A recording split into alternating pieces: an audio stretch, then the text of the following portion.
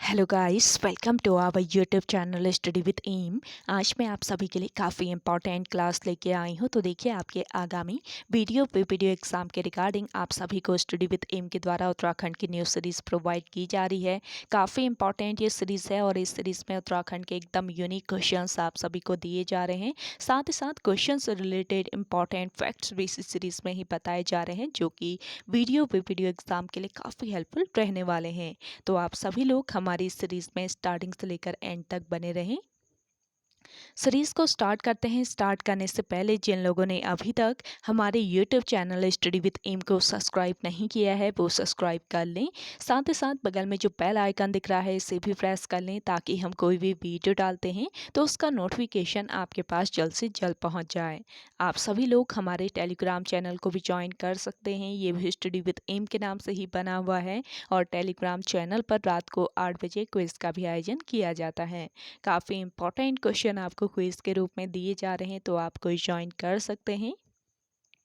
चलिए सीरीज को स्टार्ट करते हैं और इस सीरीज का पहला क्वेश्चन है, अखिल गढ़वाल सभा की स्थापना किस वर्ष की गई?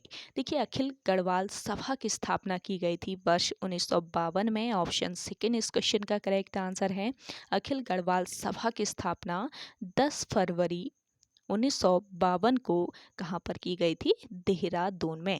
देहरादून में इसकी स्थापना हुई थी और इसके अध्यक्ष विशंबर दत्त चंदोला थे। ये ध्यान रखेंगे, विशंबर दत्त चंदोला इस सभा के अध्यक्ष थे। विशंबर दत्त चंदोला के जन्म की अगर हम बात करें तो 1879 में इनका जन्म हुआ था पौड़ी गढ़वाल के थापली नामक गांव में। और इन्हें गढ़वाल में हिंदी पत्रकारिता का भीष्म पितामह कहा जाता है।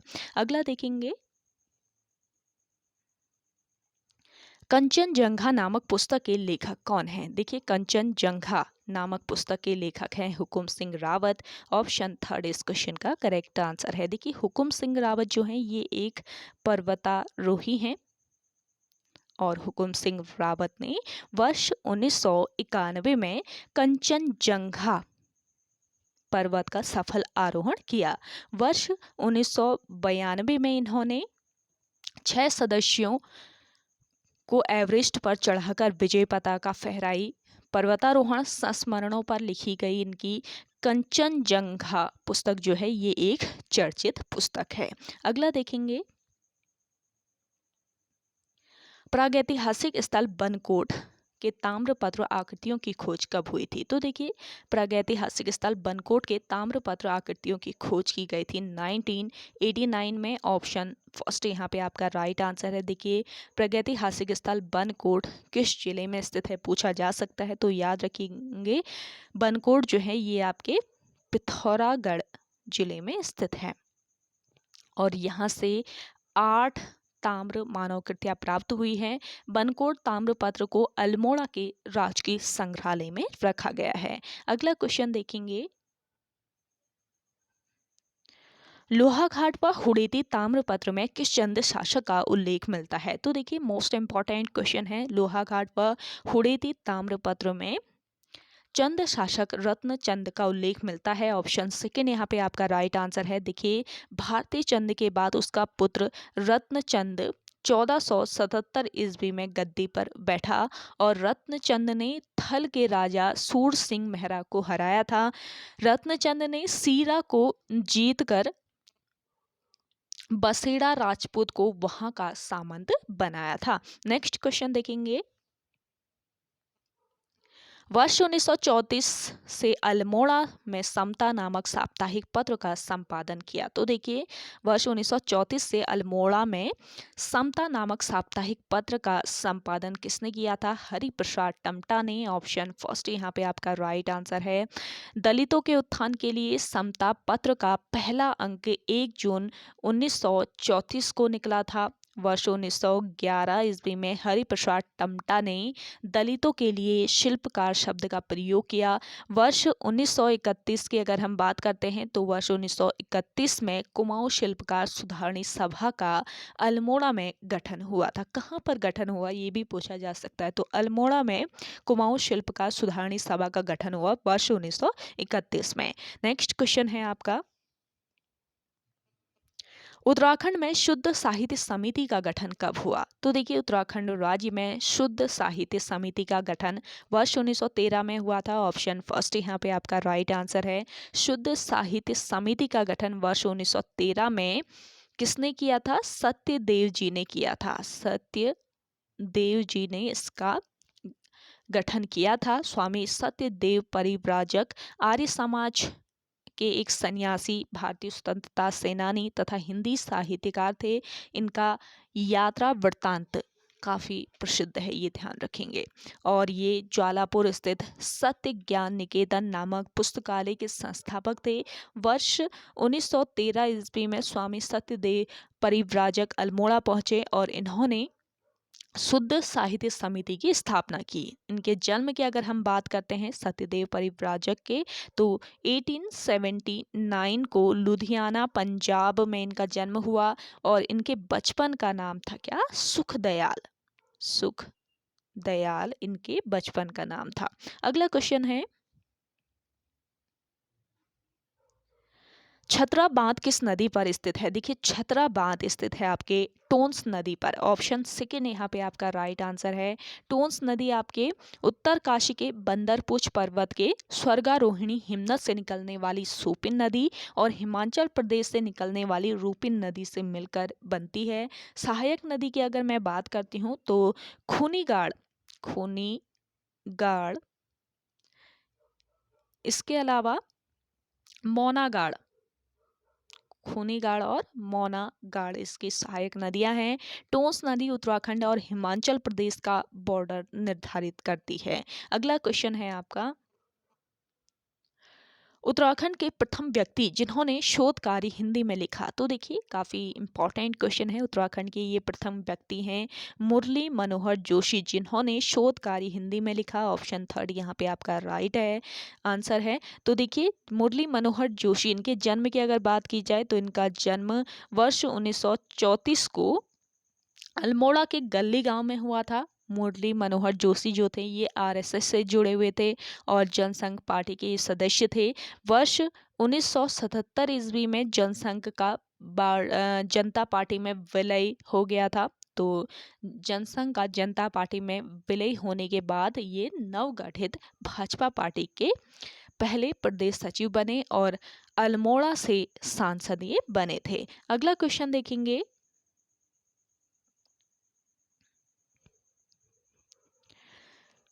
महाश्म संस्कृति के आकृतियों की खोज कब हुई थी? तो देखिए महाश्म संस्कृति के आकृतियों की खोज की गई थी 1877 ईस्वी में। ऑप्शन फोर्थ यहाँ पे आपका राइट आंसर है। महाश्म संस्कृति की आकृतियों की खोज किसने की थी पूछा जा सकता है, तो नोट कर लीजिएगा, रॉबर्ट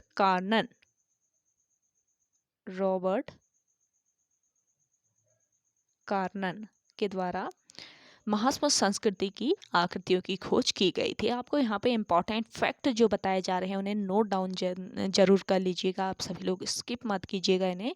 तो यहाँ से भी आयोग के द्वारा अगर क्वेश्चन पूछा जाता है तो आप बिल्कुल करेक्ट कर सकते हैं अपना आंसर। तो इन्हें नोट डाउन कर लीजिए और रिविज़न आप सभी लोग इन्हें करते रहिए। डेली आप सभी को सुबह 10 बजे क्लास प्रोवाइड की जा रही है, तो स्टडी विद एम पर विजिट करके आप इस क्लास को ज्वाइन कर सकते हैं। तो देखिए महाश्म संस्कृति की आकृतियों की खोज की थी रॉबर्ट कार्नन ने। महाश्म संस्कृति से संबंधित जो आकृतियां हैं ये द्वाराहाट के चंद्रेश्वर नामक मंदिर से प्राप्त हुई हैं। चंद्रेश्वर मंदिर जो कि द्वाराहाट में स्थित है, तो यहाँ से ये आकृतियां प्राप्त हुई हैं। द्वाराहाट के चंद्रेश्वर मंदिर से लगभग 200 कप मार्क्स प्राप्त हुए हैं। अगला क्वेश्चन देखेंगे, हारूणी मेला किस जनपद में लगता है? देखिए हारूणी मेला आपके उत्तरकाशी में लगता है। ऑप्शन फर्स्ट इस क्वेश्चन का करेक्ट आंसर है। हारूणी मेला उत्तरकाशी के मनेरी में लगता है। और इसके अलावा देखिए कंडक मेला ये भी उत्तरकाशी में लगता है। पूछ लिया जाए कंडक मेले का आयोजन कहाँ पर होता है, तो रुद्रेश्वर महादेव मेला, इसके अलावा कंडक मेला, ये दोनों मेले उत्तरकाशी में लगते हैं। अगला क्वेश्चन देखेंगे, उत्तराखंड का पामीर दूधातोली श्रेणी अंग है? देखिए उत्तराखंड का पामीर कहा जाता है किसे? दूधातोली श्रेणी को। और ये किसका अंग है ये बताना है। तो देखिए दूधातोली श्रेणी अंग है मध्य हिमालय का। ऑप्शन सेकंड यहाँ पे आपका बिल्कुल राइट आंसर है। देखिए मध्य हिमालय की ऊंचाई की बात करते हैं तो लगभग 1800 से लेकर 3000 मीटर, 1800 से लेकर 3000 मीटर मध्य हिमालय की ऊंचाई है। और राज्य में मध्य हिमालय की ऊंचाई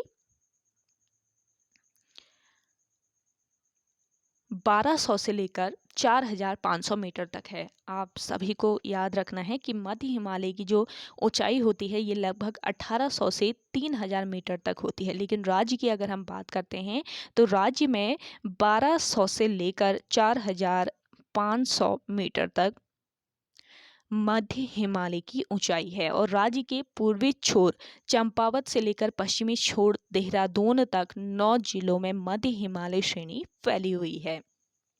मसूरी, देवबन, रानीखेत, दूधातोली, विंसर व द्रोणगिरी ये सभी मध्य हिमालय की श्रेणियां हैं। पूछ ली जाए तो नोट कर लीजिए, याद रहना चाहिए आप सभी को। अगला क्वेश्चन है कुमाऊं में प्रसिद्ध छिपला यात्रा किस जनपद से निकाली जाती है? तो देखिए कुमाऊं में प्रसिद्ध है छिपला यात्रा जो कि निकाली जाती है पिथौरागढ़ जनपद से। ऑप्शन सेकंड यहाँ पे आपका राइट आंसर है। देखिए देव यात्राओं को उत्तराखंड में क्या कहा जाता है? जात्रा कहा जाता है। देव जो यात्राएं होती है इन्हें उत्तराखंड में जात्रा कहा जाता है। और जो आपका छिपला यात्रा है ये पिथौरागढ़ जनपद से निकाली जाती है। दैवोश यात्रा भी पिथौरागढ़ जनपद से निकाली जाती है। तो ये भी आप याद रखेंगे, दैवोश यात्रा किस जनपद से निकाली जाती है, किस जनपद में यह यात्रा मनाई जाती है, पूछ ली जाए तो आपको याद रखना है पिथौरागढ़ जनपद। नेक्स्ट क्वेश्चन देखेंगे गढ़वाल, पौड़ी गढ़वाल में स्थित कण्वाश्रम किन पर्वतों के मध्य स्थित है? तो देखिए पौड़ी गढ़वाल में स्थित है कण्वाश्रम और ये किन पर्वतों के मध्य स्थित है? हेमकूट मणिकूट पर्वतों के मध्य। ऑप्शन थर्ड यहाँ पे आपका राइट आंसर है। देखिए कण्वाश्रम आपके पौड़ी गढ़वाल में स्थित एक प्राचीन विद्यापीठ था और यह हेमकूट व मणिकूट पर्वतों के मध्य मालिनी नदी के तट पर स्थित है। और वर्तमान में कण्वाश्रम का जो नाम है ये क्या है? चौका घाट। वर्तमान नाम है इसका चौका घाट। महाकवि कालिदास ने कण्वाश्रम विद्यापीठ में शिक्षा प्राप्त की और यहाँ मालिनी नदी के तट पर अभिज्ञान शाकुंतलम की रचना की। अगला क्वेश्चन देखेंगे कुमाऊं हिमालय टेम्पटेशन किसकी रचना है? तो देखिए इंपॉर्टेंट क्वेश्चन है। कुमाऊं हिमालय टेम्पटेशन ये रचना है अनूप शाह की। ऑप्शन थर्ड यहाँ पे आपका राइट आंसर है। देखिए अनूप शाह फोटोग्राफर हैं जिन्हें वर्ष 2019 में पद्मश्री पुरस्कार से नवाजा गया और इनका संबंध नैनीताल जनपद से है। अगला क्वेश्चन है आपका पहाड़ का अंबेडकर किसे कहा जाता है? देखिए पहाड़ का अंबेडकर कहा जाता है मुंशी हरिप्रसाद को। ऑप्शन सेकंड इस क्वेश्चन का राइट आंसर है। मुंशी हरिप्रसाद टमटा एक दलित सुधारक थे और दलितों को वर्ष 1911 में शिल्पकार नाम दिलाने में इनका प्रमुख योगदान रहा। और देखिए कुमाऊं में वर्ष 1905 ईस्वी में टमटा सुधार सभा का गठन हुआ था और हरिप्रसाद टमटा वर्ष 1945 से लेकर वर्ष 1952 ईस्वी तक अल्मोड़ा नगर पालिका के अध्यक्ष पद पर रहे। आप सभी को आज का ये सेशन पसंद आ रहा है जल्दी से लाइक कर लें। जिन लोगों ने अभी भी हमारे YouTube channel study with M को सब्सक्राइब नहीं किया है वो सब्सक्राइब कर लीजिए। सेशन को आप सभी लोग ज़्यादा से ज़्यादा शेयर कीजिएगा अपने दोस्तों के साथ, अपने व्हाट्सएप ग्रुप्स में। देखिए एक एक फैक्ट आप सभी को यहाँ पे बताया जा रहा है और एक क्वेश्चन के साथ बहुत सारे यहाँ पे आपके पॉइंट्स क्लियर हो रहे हैं। तो नोट डाउन कर लीजिए इन पॉइंट्स को जो कि वीडियो एग्ज़ाम के लिए काफ़ी हेल्पफुल रहने वाले हैं। और आज से आप सभी को हिंदी की क्लास भी प्रोवाइड की जाएगी स्टडी विद एम के द्वारा आपके वीडियो एग्ज़ाम के रिगार्डिंग। तो आप सभी लोग स्टडी विद एम को सब्सक्राइब कर लीजिए जिन लोगों ने अभी भी नहीं किया है चैनल को सब्सक्राइब, और ज़्यादा से ज़्यादा इस क्लास को शेयर कीजिएगा। देखिए आप लोगों के लिए यहाँ पे इतनी मेहनत की जा रही है स्टडी विद एम के द्वारा, तो थोड़ी सी रिस्पॉन्सिबिलिटी आप लोगों की भी बनती है। क्लास को शेयर ज़रूर कीजिएगा। रीच बहुत कम आती है आप लोगों की, देखिए शेयर करना है आप सभी को। तो चलिए नेक्स्ट क्वेश्चन देखते हैं। राज्य में तेफना परियोजना किस राज्य में स्थित है? देखिए राज्य में तेफना जो परियोजना है ये किस राज्य में स्थित है? उत्तराखंड राज्य आपका यहाँ पे करेक्ट आंसर हो जाएगा, लेकिन बताना है किस नदी पर स्थित है। ऑप्शन में आपको नदियाँ दी गई है, तो किस नदी पर स्थित है ये बताना है। तो देखिए राज्य में तेफना परियोजना जो है ये नंदाकिनी नदी पर स्थित है। किस जनपद में? चमोली जनपद में। तो करेक्ट कर लीजिएगा, राज्य में तेफना परियोजना किस नदी पर स्थित है होगा यहाँ पे आपका क्वेश्चन। तो नंदाकिनी नदी चमोली में यह परियोजना स्थित है। और देखिए नंदाकिनी नदी जो है ये त्रिशूल पर्वत के नंदा घूंघटी से निकलती है और नंद प्रयाग में इसका संगम अलकनंदा नदी से होता है। नंद प्रयाग का मूल नाम क्या था? अगर आपको आंसर आता है तो आप कमेंट करके बताएं कमेंट सेक्शन में। अगला क्वेश्चन देखेंगे, उत्तराखंड में नैलेश्वर मंदिर कहाँ स्थित है? देखिए उत्तराखंड राज्य में नैलेश्वर मंदिर आपका स्थित है रुद्रप्रयाग में। ऑप्शन सेकेंड इस क्वेश्चन का राइट आंसर है। रुद्रप्रयाग के खवाड़ा नामक स्थान पर यह मंदिर स्थित है। अगला क्वेश्चन है, वन अनुसंधान संस्थान देहरादून के मुख्य प्रवेश द्वार का नाम क्या है? तो देखिए वन अनुसंधान संस्थान देहरादून के मुख्य प्रवेश द्वार का नाम है ब्रांडिस गेट। तो ऑप्शन सेकेंड यहाँ पे आपका बिल्कुल राइट आंसर हो जाएगा। देखिए 1991 में एफआरआई को डीम्ड विश्वविद्यालय घोषित किया गया। देश के प्रथम वन विद्यालय की स्थापना वर्ष 1878 ईस्वी में फॉरेस्ट स्कूल ऑफ देहरादून के नाम से हुई थी, जिसके गठन की सलाह ड्यूट्रिज ब्रांडिस ने दी। और वर्ष 1884 ईस्वी में इसका नाम बदलकर इंपीरियल फॉरेस्ट स्कूल रखा गया। वर्ष 1906 ईस्वी में अनुसंधान कार्य के साथ जोड़ते हुए इसका नाम इंपीरियल फॉरेस्ट रिसर्च इंस्टीट्यूट रखा गया और स्वतंत्रता के बाद इसका नाम फॉरेस्ट रिसर्च इंस्टीट्यूट हो गया। तो ये आपको याद रखना है, इसका गठन कब हुआ था पता रहना चाहिए आप लोगों को, कब हुआ था। 1878 में इसकी स्थापना की गई थी। अगला क्वेश्चन देखेंगे, वर्ष 1867 ईस्वी में हिल साइड सेफ्टी कमेटी का गठन किस जनपद में हुआ? तो देखिए हिल साइड सेफ्टी कमेटी का गठन किस जनपद में हुआ बताना है। कब हुआ पूछा जाए तो 1867 याद रखेंगे और हुआ आपके नैनीताल जनपद में। ऑप्शन थर्ड यहाँ पे आपका राइट आंसर है। वर्ष 1867 ईस्वी में नैनीताल में प्रथम बार भूस्खलन हुआ था। कब? 1867 में। और इसके कारणों का पता लगाने के लिए हिल साइड सेफ्टी कमेटी गठित की गई और इस कमेटी का गठन हेनरी रैमसे ने किया था। नैनीताल में वर्ष 1880 में संकटपूर्ण भूस्खलन हुआ जिसमें 751 लोग मारे गए थे। अगला क्वेश्चन है आपका, निम्न में से राज्य की प्रथम महिला पर्वतारोही कौन है? तो देखिए इंपॉर्टेंट क्वेश्चन है, राज्य के प्रथम महिला पर्वतारोही हैं इनमें से बछेंद्री पाल। ऑप्शन थर्ड यहाँ पे आपका बिल्कुल राइट आंसर हो जाएगा। तो ओके गाइस, आज के सेशन में इतना ही। आई होप आप सभी को आज का ये सेशन काफ़ी पसंद आया होगा। अगर आप सभी को आज का ये सेशन पसंद आता है तो इस सेशन को लाइक कीजिए, शेयर कीजिए। जिन लोगों ने अभी भी हमारे YouTube channel study with M को सब्सक्राइब नहीं किया है वो सब्सक्राइब कर लें। तो चलिए मिलते हैं एक नेक्स्ट इंटरेस्टिंग वीडियोज़ के साथ, तब तक के लिए धन्यवाद।